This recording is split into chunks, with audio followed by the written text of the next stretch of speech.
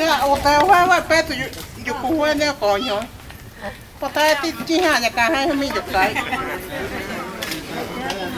hay mà người ngay tôi nhà cả hai cái mua hai bé tụi dục cô hoa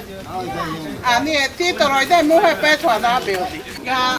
nè ô tô anh ngồi nè mua tại thì là tại đã bé rồi mua hay giá có cái cái món này mua tại cái cao hàng á chụp cái là bao nhiêu tiền mua hay còn nhớ tí hà nhà cái ô tô không